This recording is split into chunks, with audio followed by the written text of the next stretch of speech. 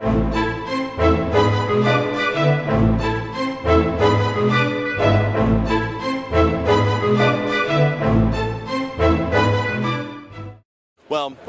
one of the big problems in the mobile industry right now is the explosion of data usage going on in the marketplace. New smartphones like the iPhone, Android products, RIM, Nokia products are all creating a tremendous amount of data that is overwhelming today's 3G networks.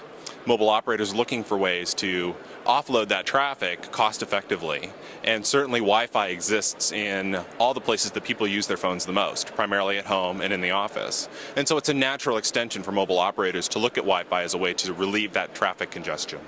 So with smart antennas applied correctly to Wi-Fi, you can gain both coverage, capacity, and interference rejection by factors of as much as 4 or 5 over alternative approaches. In a couple of our markets, in particular 3G offload, interference rejection is critically important because of the locations in which these hotspots will be going in and the density of interference in those environments. And we've shown that we can reject about 3/4 of the interference in even the most extreme situation. We are actually talking about something called smart Wi-Fi, and maybe the best way to explain smart Wi-Fi is to talk about not smart Wi-Fi, in the sense that today when you use Wi-Fi, your phone connects to Wi-Fi, but your 3G radio stays on, and you're in fact splitting the traffic between the Wi-Fi and between the 3G radio. For the consumer now, your battery dies faster because you've got both radios on simultaneously, but for the operator, now they find themselves in a situation where you as a subscriber could get great coverage with Wi-Fi at home, making your Skype service work great, but your own 3G coverage, your own 3G service might not work so well. So in fact, the operator is promoting Wi-Fi offload type solutions. Things like Skype and alternative VoIP providers can use the Wi-Fi and the operator isn't getting the same benefit. So what we've been able to do now is take all mobile services and move them onto Wi-Fi. Now the operator gets the benefit of coverage. You come home, your phone sees Wi-Fi, and you get all of your cellular services delivered through Wi-Fi.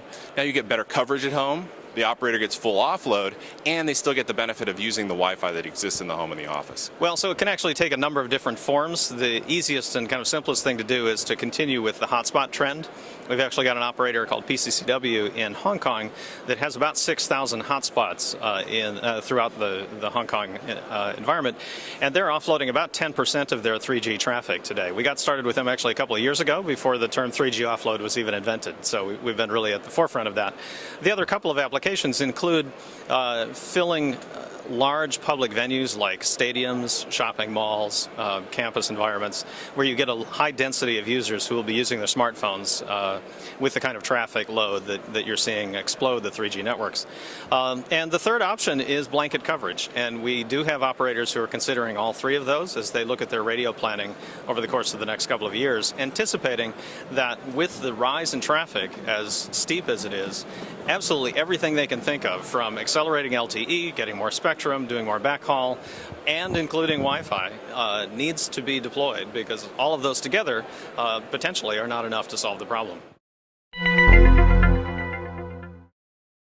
So LTE and WiMAX are both classic macrocellular approaches. They require licensed spectrum, which in many cases is still an ongoing process in many countries.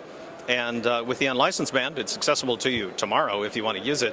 And as I said, the access cost of providing capacity via Wi-Fi is a fraction of the cost of even WiMAX or LTE. And granted, there are some considerations in terms of interference. I've talked about that already. But we're finding folks typically interested in using it in very dense urban environments where that cost equation has the biggest difference, and frankly, where the traffic is the biggest issue. So.